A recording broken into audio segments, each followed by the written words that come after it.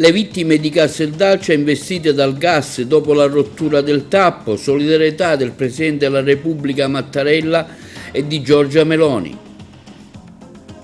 Si è svolto oggi al Palacongressi di Agrigento il primo Career Day di Sigindustria Agrigento, opportunità lavorative per i giovani agrigentini.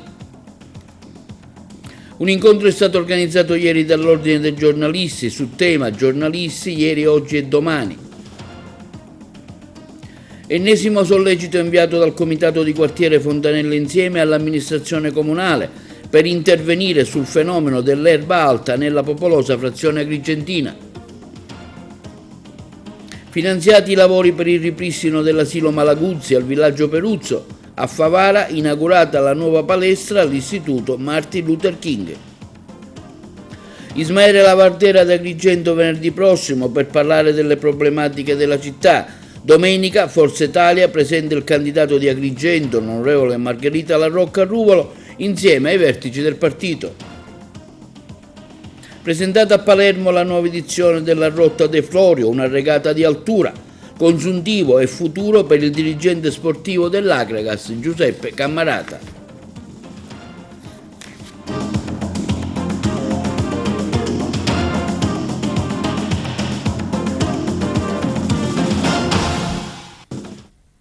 Buongiorno, benvenuti con il nuovo appuntamento di TVA Notizie. Apriamo oggi il nostro telegiornale con le vittime di Casteldaccia investite dal gas dopo la rottura del tappo, la solidarietà del Presidente della Repubblica Mattarella e di Giorgia Meloni, il servizio. Sono scesi in tre nella prima stanza dell'impianto fognario per cercare di sbloccare la sonda di spurgo che era bloccata. Dopo ore di tentativi, all'improvviso il tappo dei liquami che impediva il lavoro della sonda è saltato e ha investito gli operai, che hanno perso i sensi e sono precipitati nella vasca situata 3 metri più sotto. Sarebbe questa la dinamica dell'incidente costato la vita a 4 operai della Quadrifoglio Group e a un interinale dell'AMAP.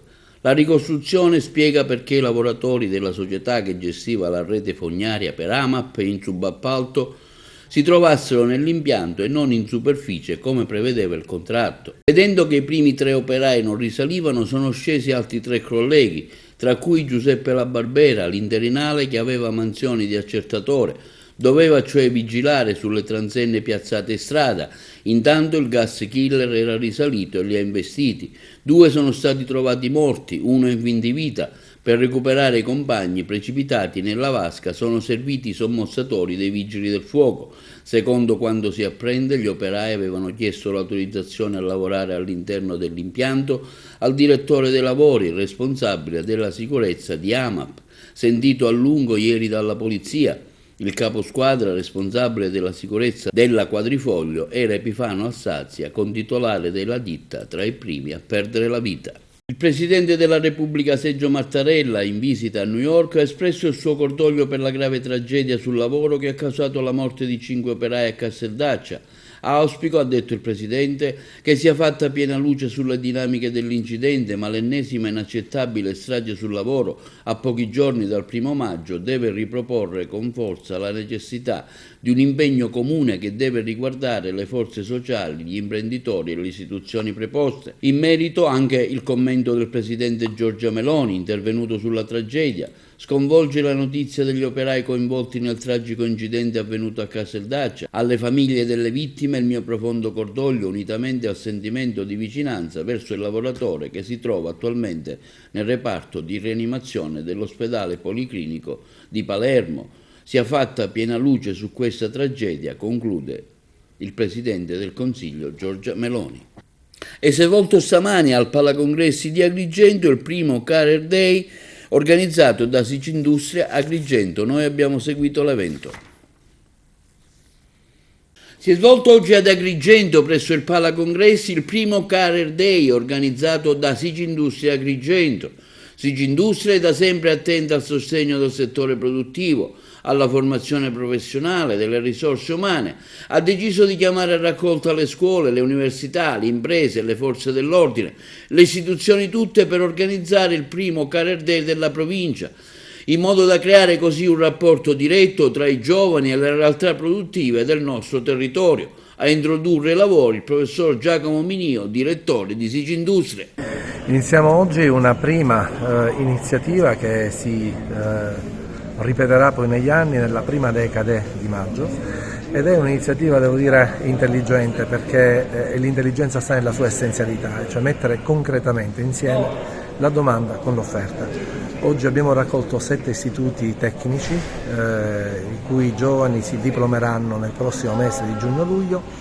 Vi faremo incontrare con le imprese del territorio che hanno esigenza di figure tecniche, ma abbiamo fatto un passo in più. Faremo incontrare questi giovani anche con l'università, con l'ufficio territoriale per il centro per l'impiego e anche con le 4 forze dell'ordine, che anzi ringraziamo per essere qui, perché molti dei giovani presenti hanno anche aspirazioni di entrare nelle forze armate e quindi vogliamo dare a loro questa opportunità. Perché questa iniziativa? È un'iniziativa con delle finalità poliedriche. La prima è quella di invertire l'emorragia di giovani talenti che vanno fuori a cercare lavoro, perché non trovano molto spesso la connessione con le imprese.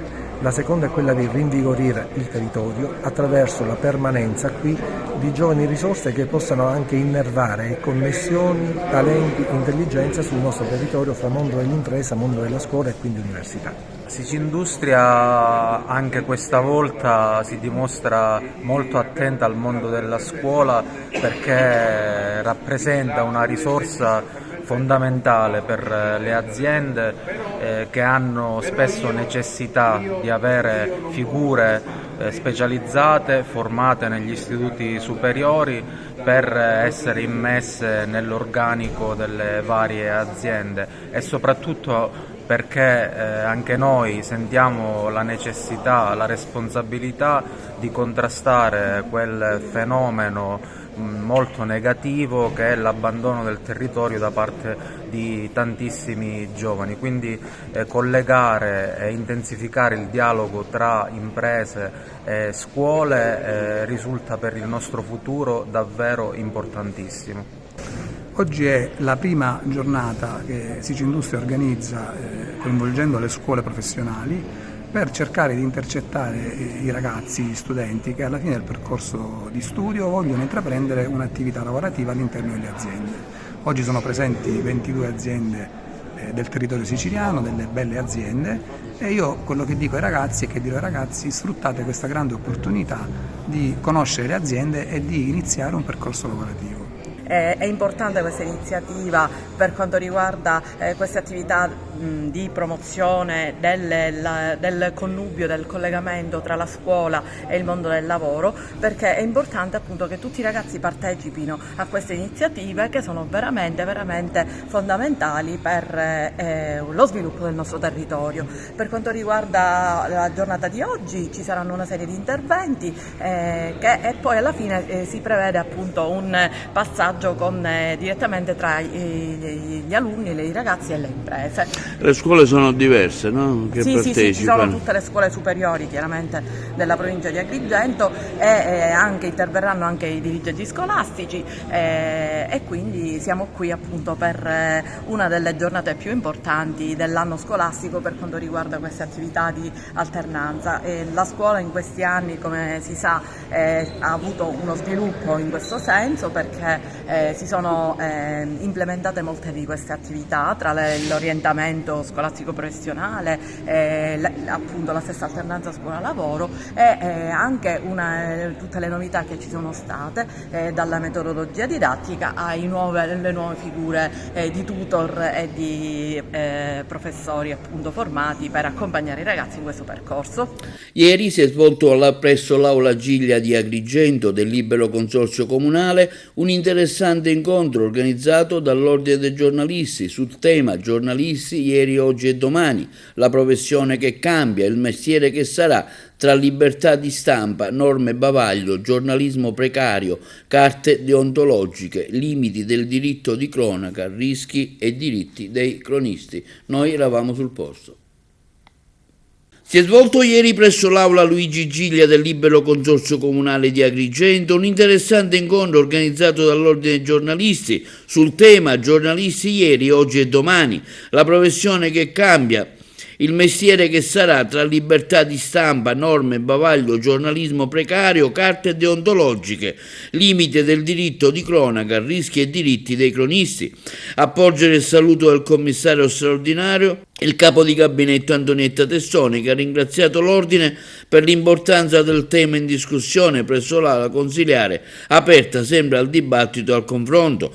Un tema particolarmente interessante e spinoso, come ricordato, sul quale si sono confrontati Roberto Gueli, presidente dell'Ordine dei giornalisti in Sicilia, con direttore RAI del TGR, Tiziana Tavella, presidente del Consiglio regionale dell'Assostampa, coordinatrice della Commissione Nazionale Lavoro Autonomo della Federazione Nazionale Stampa Italiana, Roberto Ginex, consigliere nazionale della FNSI, Sergio Magazzù, segretario provinciale di Assostampa di Messina e vicepresidente vicario dell'USSI Sicilia, Tommaso D'Aquanno, direttore della Federazione Nazionale Stampa Italiana, e Alessandra Costante, segretaria generale della Federazione Nazionale della Stampa Italiana. Dario Broccio, responsabile della redazione della Sicilia di Agrigento, ha moderato il dibattito sul tema, che riveste oggi una particolare rilevanza. Gero Tedesco, giornalista del Giornale di Sicilia e segretario dell'Assostampa di Agrigento, ha posto l'attenzione sui rischi e i diritti dei cronisti, l'importanza del ruolo del giornalista in un contesto mediatico che cambia velocemente, una forte precarizzazione del mestiere, i limiti del diritto di cronaca ed altro ancora. Ha stuzzicato diversi interventi dei giornalisti all'interno della sala consiliare, creando un vivace e proficuo dibattito. Roberto Gueli, oggi un interessante corso di aggiornamento per l'Ordine, per i giornalisti qui ad Agrigento, in particolare sulla libertà di stampa, in un momento in cui stiamo vedendo che i sindacati, purtroppo i nostri sindacati alla RAI, si fanno la guerra per l'emissione del telegiornale o meno, una spaccatura proprio. No, in tutto questo dobbiamo dire che intanto ad Agrigento è un piacere esserci come Presidente dell'Ordine, come Consiglio, abbiamo ampliato la piattaforma dei corsi, quindi oggi siamo in presenza qui e ci fa solo che piacere. La libertà di stampa in questo momento è minata, è spintonata, strattonata dalla politica, da coloro i quali non gradiscono il giornalismo fatto di consumo di suole, il giornalismo d'inchiesta, il giornalismo che fa notizia e che confronta le fonti. Quindi è importante secondo me fare gruppo, fare sicuramente sintesi per far capire che i giornalisti ci sono importanti per una nazione democratica come la nostra, quindi bisogna riferirsi direttamente al legislatore e dire che i giornalisti ci sono, l'Ordine dei giornalisti c'è, schiena dritta va avanti. Un interessante approfondimento oggi da parte dei giornalisti, la presenza di qualificati colleghi. Ecco, il quadro che è emerso certamente non è un quadro dei più allegri, anzi molte tinte scure più che chiare. Anche tu hai fatto un quadro abbastanza pessimista, insomma, un'informazione specialmente con l'intelligenza artificiale che va sempre indietro. La crisi dell'editoria, dell'informazione è una crisi reale, una crisi vera e che morde. Nel 2000 si vendevano 6 milioni di copie e i giornali erano letti dal 59% della popolazione. Oggi se ne vendono 1,2 milioni e la percentuale di lettori è molto diminuita. La pubblicità sul cartaceo è ancora quella che regge in piedi le redazioni più grandi, anche quelle che hanno l'online, e tutto questo è frutto di una riforma, di una rivoluzione mancata da parte degli editori, che è quella del web. Non hanno creduto che il web potesse dare dei risultati. Ora il futuro è anche più incerto, perché abbiamo già in casa l'intelligenza artificiale. Dobbiamo capire come gestire l'intelligenza artificiale. Dal mio punto di vista i giornalisti devono affrontare l'argomento a viso aperto, mettere bene in chiaro che l'intelligenza artificiale può essere solamente utilizzata dai giornalisti e che non può sostituire i giornalisti. Ne va della tenuta occupazionale del nostro settore, ma ne va anche della tenuta democratica del Paese. Ecco, verso il governo e il Parlamento ci sono state anche delle critiche, c'è un indirizzo sicuramente non benevolo verso la categoria. Diciamo che non è una questione di questo governo, tutti i governi che si sono succeduti negli anni non hanno guardato con particolare benevolenza nei confronti dei giornalisti. In questo momento stiamo vivendo una sorta di revanchismo di piccole che poi diventano grandi e profondissime frustrazioni personali nei confronti di giornali, stampa, televisioni, per cui abbiamo un momento effettivamente di buio sull'informazione. L'informazione è sotto attacco, è sotto pressione, ci sono leggi bavaglio che vengono approvate dal Parlamento in maniera trasversale, maggioranza e parte di opposizione, cioè la legge sulla diffamazione che dovrebbe cancellare il carcere per i giornalisti, ma rischia di introdurre sanzioni più severe dal punto di vista economico a fronte di una categoria che guadagna tra i 10.000 e i 17.000 euro lordi all'anno quando si parla di collaboratori coordinati e continuativi oppure di lavoratori autonomi. E comunque c'è un attacco diretto all'informazione. L'Italia è scesa al 46esimo posto nella classifica di Reporter Senza Frontiere e questo è dato proprio dalle leggi bavaglio, dal carcere per i giornalisti che nonostante le sentenze della Corte Costituzionale non è ancora stato cancellato, e anche dal progetto di vendere Agi ad un imprenditore della sanità privata che però è anche un parlamentare della Lega Nord e già possiede 3 giornali di area di centrodestra, un tentativo di riscrivere, di cambiare la narrazione di questo paese. L'ennesimo sollecito è stato inviato oggi dal Comitato di Quartiere Fontanelle Insieme all'amministrazione comunale di Agrigento per intervenire sul fenomeno ormai fuori controllo dell'erba alta nella popolosa frazione agrigentina Il Servizio. Ennesimo sollecito inviato dal Comitato di Quartiere Fontanelle Insieme all'amministrazione comunale di Agrigento al fine di intervenire sul fenomeno ormai fuori controllo dell'erba alta nella popolosa frazione agrigentina.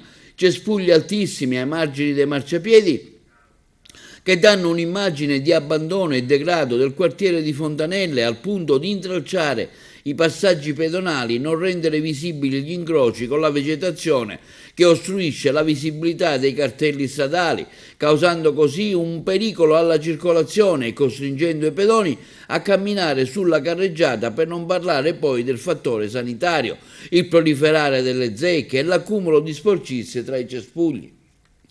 Il Comitato di Quartiere di Fontanelle ha provveduto a comunicare formalmente all'amministrazione comunale di Agrigento, inviando più solleciti lo stato in cui versano le strade del quartiere, documentando la situazione con numerose immagini e chiudendo un urgente intervento di pulizia per restituire alla zona il giusto decoro, anche in considerazione dell'imminente arrivo della stagione estiva calda, lamentando inoltre come da anni non viene adottato un programma di manutenzione ordinaria costante, ma si agisce solo con interventi sporadici. Auspichiamo, conclude nel suo comunicato stampa il Comitato di Fontanelle, che gli organi competenti possano espletare con celerità e con agire responsabile azioni di intervento relative al ripristino del decoro di verde pubblico nel nostro quartiere, evidenziando ancora una volta la situazione di pericolo potenziale per i cittadini e per la sicurezza stradale. È stato approvato dalla Giunta Miccichè il progetto di fattibilità tecnica e economica relativo ai lavori di demolizione e ricostruzione della scuola dell'infanzia presso Malaguzzi del villaggio Peruzzo, che prevede un costo complessivo di 897.000 euro il servizio. È stato approvato dalla Giunta Miccichè del Comune di Agrigento il progetto di fattibilità tecnica economica relativo ai lavori di demolizione e ricostruzione della scuola d'infanzia del presso Malaguzzi del villaggio Peruzzo e prevedendo un costo complessivo di 897.000 euro. La gara è stata esperita dal dirigente del settore dei lavori pubblici Alberto Avenia per l'aggiudicazione del servizio di progettazione fino al progetto esecutivo. È risultato vincitore l'architetto Sortino, che ha redatto e trasmesso all'ufficio tecnico del Comune di Agrigento un progetto di fattibilità tecnica e economica dei lavori in oggetto, Un impegno preso dal sindaco Mincichè e dall'assessore al ramo Principato di restituire alla città l'asilo chiuso da anni in stato di abbandono per problemi statici riscontrati sulla struttura. Un asilo, afferma l'assessore Gerlando Principato, che contribuirà non solo a ridare vita al quartiere del villaggio Peruzzo, ma a migliorare il decoro delle pertinenze. Si porta avanti quindi un altro progetto importante nell'ambito degli interventi sull'edilizia scolastica previsti dall'amministrazione comunale guidata dal sindaco Mincichè. Il nuovo edificio verrà costruito ex novo, si sviluppa su un unico livello, avrà una superficie complessiva di 390 metri quadrati e ospiterà 45 bambini. Gli ambienti sono interessati da un piano colore basato sui principi cromatici del benessere psicofisico. L'impianto planimetrico del nuovo asilo è composto da 3 blocchi. Nel blocco est sorgerà una reception e l'aula per gli assistenti scolastici, una segreteria, la cucina, una lavanderia, i servizi igienici per il personale e i locali tecnici. Dalla reception si dipartiranno 2 corridoi che collegano le sezioni. Nel blocco sud vi saranno 3 parti dedicate a divezzi e simili divezzi, bambini dai 15 ai 36 mesi, una sezione lattanti. Nel blocco a nord 2 sezioni primavera. Dal punto di vista energetico sarà un edificio a energia quasi zero. E a Favara è stata inaugurata la palestra del liceo scientifico Martin Luther King. Da oggi gli studenti del liceo scientifico Martin Luther King di Favara potranno tornare a usufruire della palestra del loro istituto. Nel corso di una cerimonia a carattere sportivo organizzata dalla preside Mirella Vella è stata inaugurata la nuova palestra che nel corso degli ultimi mesi è stata oggetto di importanti lavori di ristrutturazione e miglioramento realizzati dal Libero Consorzio Comunale di Agrigento.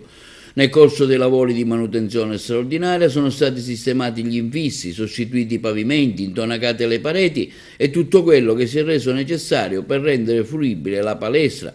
All'inaugurazione hanno preso parte tra gli altri la dirigente del settore pubblica istruzione del Libero Consorzio Maria Antonietta Testone, il dirigente dell'ufficio tecnico Michelangelo Di Carlo, con il funzionario Fabrizio Colomba e il vice sindaco di Favara Antonio Liotta insieme agli studenti dell'istituto. Nell'ambito dei servizi di controllo del territorio coordinati dal comando della Compagnia Carabinieri di Agrigento, le stazioni di Siculiana, Realmonte e Porto Empedocle hanno svolto una serie di controlli mirati lungo la fascia costiera, con particolare attenzione alla strada statale 115, in prossimità dei lavori di manutenzione del viadotto Re. L'operazione, volta a garantire la sicurezza stradale e il rispetto delle norme di circolazione, ha portato all'accertamento di diverse violazioni. Sono state infatti controllate 60 persone, verificati 50 veicoli, contestati violazioni al codice della strada per un importo complessivo di 5.344 euro e ritirate 17 patenti di guida. Controlli simili si svolgeranno nei prossimi giorni. Passiamo ora alle notizie di politica. Domenica alle ore 10 Forza Italia presenterà la candidatura dell'onorevole Margherita La Rocca Rubolo per il Parlamento europeo. L'evento si terrà al Dioscuri Hotel a San Leone, alla presenza del presidente della regione Renato Schifani, di Marcello Caruso, coordinatore regionale di Forza Italia, e dell'onorevole agrigentino Riccardo Gallo. E sempre in tema di politica, venerdì 10 maggio alle ore 18:30 il Codacons di Agrigento organizza presso l'Aula Magna dell'Accademia Belle Arti Michelangelo di Agrigento, in via Bacbac, un incontro dibattito alla presenza del deputato regionale onorevole Ismaele Lavardera, vicepresidente della Commissione regionale antimafia e capogruppo di Sud Chiama Nord, con la stampa e le associazioni locali sulle problematiche attuali che affliggono la nostra comunità, e cioè crisi idrica, ambiente, sanità pubblica, mala gestione del distretto sanitario di Uno e del comune di Agrigento in relazione agli ultimi fatti di cronaca che hanno portato agli arresti del capo di gabinetto del comandante della polizia locale. Incendio a Castellammare del Golfo sul Monte Inici, Caneterri in azione. È l'ennesimo avvenuto dopo quello di 2 mesi fa. La corrispondenza da Trapani. Dopo una giornata di lavoro e quando si pensava di aver avuto ragione dell'incendio, poco dopo la mezzanotte è ripreso il cammino del fuoco sulla montagna di Inici a Castellammare del Golfo. La ripresa delle fiamme è avvenuta a causa del vento. Le alte fiamme sulla montagna sono state visibili dall'abitato per tutta la notte, un vero inferno di fuoco. Si tratta di zone non facilmente raggiungibili via terra. Sul posto guardie forestali, vigili del fuoco, l'associazione di protezione civile Fire Rescue. L'incendio era divampato sulla montagna che sovrasta Castellammare nella tarda mattinata di ieri, martedì 7 maggio, ed era stato domato solo intorno alle 20:15 con l'intervento di 2 Canadair.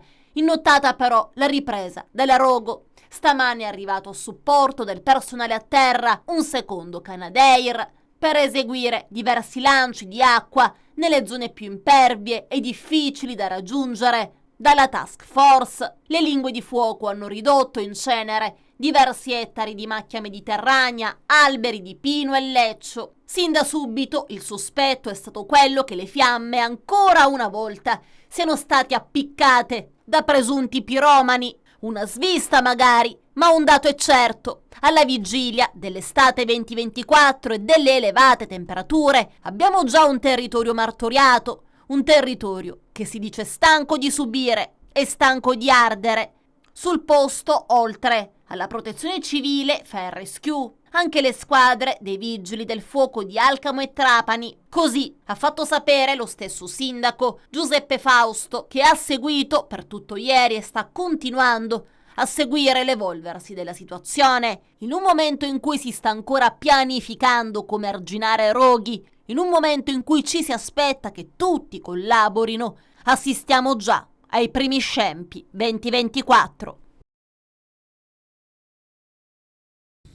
Dal 18 maggio prossimo all'11 ottobre il Museo Archeologico Regionale Pietro Griffo di Agrigento ospita la mostra di Claudio Gobbi, La visione trasparente, a cura di Giusy Diana. Il progetto, sostenuto da Strategia Fotografia 2023 e promosso dalla Direzione Generale Creatività Contemporanea del Ministero della Cultura, realizzato da Ruber Contemporanea in collaborazione con il Parco Archeologico e Paesaggistico della Valle dei Templi di Agrigento, che ha l'obiettivo di diffondere la conoscenza della fotografia contemporanea in un contesto archeologico, favorendone l'inclusione nelle collezioni pubbliche. E si terrà giovedì 9 maggio alle ore 16:30 ad Agrigento, nei locali della Biblioteca Comunale Franco La Rocca, la presentazione del secondo libro di Valeria Mancarella dal titolo Di un padre. La presentazione è moderata dal collega Angelo Palillo. L'intervista dell'autrice è a cura della professoressa Deborah Cosumano. L'ingresso è libero. RDS Radio Dimensione Suono torna a Messina con il suo tour. L'evento si svolgerà a luglio in Piazza Duomo. Sentiamo l'assessore Finocchiaro del Comune di Messina. Torna l'evento RDS a Messina con qualche correttivo rispetto allo scorso anno. Cosa ci dobbiamo aspettare? Non è un correttivo, l'anno scorso era un evento, è stato uno dei primi eventi particolari che la città organizzava, nel posto più bello che abbiamo, senza ombra di dubbio. Non ha creato nessun incidente, non ha creato criticità, ma ci siamo resi conto che poteva essere, in un'area molto più confortevole, per cui anche loro probabilmente si sono resi conto che l'evento è veramente un vero attrattore, può essere veicolato in maniera diversa, è un posto, come voi avete visto più volte, che ci consente questo, è Piazza Duomo, quindi nel rispetto sempre della piazza, della location, ovviamente verranno montati questo villaggio, diciamo, di questi giochi, queste attrazioni nella zona dove ci sono solitamente i trenini o dove c'erano quei parcheggi dei taxi, e poi tutto il resto verrà montato come ogni anno. Ci sarà il backstage nella zona retrostante il palco, e il palco, diciamo, che è sempre vicino alla fontana, poco dietro la fontana, tutto in sicurezza, tutto con la massima sicurezza, e ovviamente è una 2 giorni importante che avrà un impatto altrettanto importante e con un moltiplicatore molto più importante di quello che probabilmente ha avuto su Torrefaro, quindi sulla zona nord. Perché? Perché l'accesso alla città ovviamente è anche come numero, quindi come fruitori, ovviamente è molto più importante e molto più fruibile la Piazza Duomo che la semplice zona nord. Linea alla regia per la pubblicità.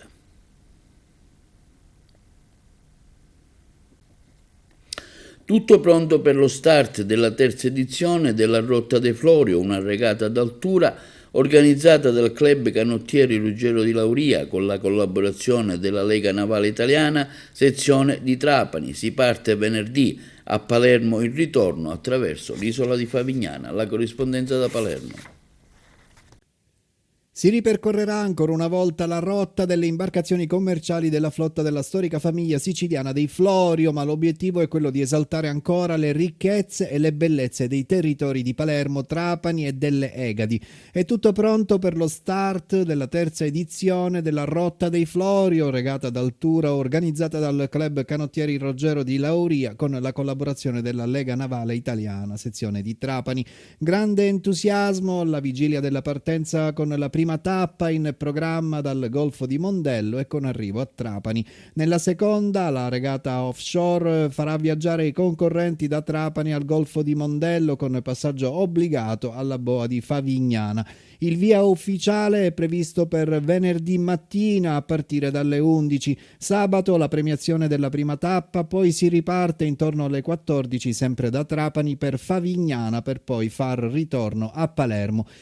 L'intuizione di Gabriele Guccione, che ho avuto il piacere di avere accanto nell'organizzazione di questa manifestazione 3 anni fa durante il nostro 120° anniversario, è nato proprio per unire questi grandi valori dello sport, della pratica, dell'agonismo, dell'aggregazione, della competizione e nello stesso tempo della sfida, perché non c'è dubbio che facendo una regata che si muove per giorno e notte da Palermo a Trapani, da Trapani a Favignana, da Favignana a Palermo, trova delle caratteristiche sempre differenti, sempre nuove. L'aspetto tecnico della regata sicuramente è molto valido sia per il tratto di mare, che chiaramente in questo periodo dell'anno garantisce molto spesso condizioni di venti termici medio sostenuti e che quindi garantiscono tanto divertimento ma anche velocità di navigazione. Oltre a questo ci sono vari punti, diciamo, chiamiamoli critici, che mettono che sfidano gli equipaggi e i loro tattici in scelte importanti, perché abbiamo tratti di mare dove c'è il Golfo di Castellammare, che è un punto anche là cruciale, ci sono la conformazione della costa che caratterizza il primo tratto, quello di Capogallo a Isola, poi c'è la parte di San Vito, quindi diciamo che il tratto di mare da questo punto di vista mette in sfida gli equipaggi. Gli equipaggi partecipanti provenienti da diverse regioni d'Italia sono 23. Tra le novità di quest'anno l'istituzione di 2 nuovi premi speciali per i record della regata in tempo reale. Uno è dedicato alla memoria di Sebastiano Tusa. Sentiamo ora Giuseppe Cammarata, direttore sportivo dell'Agragas, per un bilancio sull'attività della squadra. Presto un incontro con il patron Deni per decidere il suo futuro. Guarda, il campionato è finito da 5 minuti, ci prendiamo una settimana di vacanza perché penso che ce la meritiamo, non questa settimana, la prossima settimana ho un appuntamento col patron Deni, dopodiché tracceremo delle linee, sicuramente la priorità sarà per me l'Agragas, poi i matrimoni si fanno in 2. Sarebbe lieto di rimanere. Tanti giovani messi in evidenza nel girone di ritorno sono diventati un piccolo patrimonio per l'Agragas. Ci abbiamo lavorato, penso che un altro anno ci ritroveremo pronti e abbiamo una piccola marcia in più rispetto a quest'anno che abbiamo dovuto ricostruire da zero. Io penso che la società è stata chiara in questi giorni con le interviste del patron di Cagliari, che per un altro anno vorrebbero alzare, come si suol dire, l'asticella. Diciamo che rispetto a quest'anno partiamo un po' avvantaggiati, perché se si vuole alzare l'asticella, come sentivo dire poco fa qualcuno di voi, lo zoccolo duro della squadra va riconfermato. Bisogna iniziare a parlare con i ragazzi, perché penso che abbiamo un bel po' di materiale importante dentro. Le altre società, io mi riferisco praticamente alle squadre neopromosse dall'eccellenza come la Nizza, hanno iniziato a fare un lavoro di riconferme. C'è da aspettare tanto per iniziare a lavorare in questo senso anche in altre ragazze? No, come ho detto al suo collega poco fa, penso di no. A parte la rosa dei giocatori giovani che, sì, che sarà sicuramente l'ossatura, solitamente succede, ed è successo negli anni scorsi, che solitamente si cambia troppo spesso di anno in anno. Si parla di programmazione e poi succede sempre il contrario. Io mi auguro che quest'anno, praticamente il passato è passato, ma il futuro si deve costruire anche con le giuste mattonelle che sono state fatte. Infatti, in casa. Come dicevo al suo collega poco fa, si ripartirà, per chi ci sarà, da uno zoccolo duro di questo organico, perché non avrebbe senso aver lavorato con questo organico per 10 mesi e poi non ricavarne nulla. Siccome penso che qualcosa di buono nell'arco di questo campionato è uscito fuori, qualche giocatore di esperienza ha confermato la validità, molti giovani hanno sposato bene la categoria, perché noi abbiamo preso dei giovani dai settori giovanili con poca esperienza nella Serie D, sto parlando dei 2004, 2005, 2006. Oggi noi abbiamo un 2006 convocato con la Nazionale Under 19 che partirà dopodomani per il torneo che vanno a fare a Viareggio. Sono proprietà dell'Agragas. Sì. Abbiamo Di Stefano che abbiamo preso dalla Juniores e ha fatto 13 presenze. Scozzari, che mi sembra che l'anno scorso aveva giocato pochissimo, quest'anno annovera 29 presenze, 2005. Tutti i ragazzi di Agrigento. Abbiamo valorizzato tutto quello che si poteva valorizzare del territorio. Penso che, non voglio essere presuntuoso, ma nella storia dell'Agragas in Serie D 7 agrigentini contemporaneamente in campo non si erano mai visti. Quest'anno è successo 2 o 3 volte. Diciamo che siamo soddisfatti di questo lavoro che abbiamo fatto, e questi sono tutti profili che l'Agragas un altro anno si ritroverà pronti per la Serie D. Questo è tutto per l'edizione odierna del nostro TVA Notizie. Vi ricordiamo a chiusura che TVA è visibile in tutta Italia sul canale 268 delle Smart TV, sul canale 93 il TG alle ore 15 e alle ore 20 e replica la mattina alle 9, e in tutto il mondo cliccando sul sito www.televideoagrigento.tv. E questo è tutto e vi auguriamo una buona serata.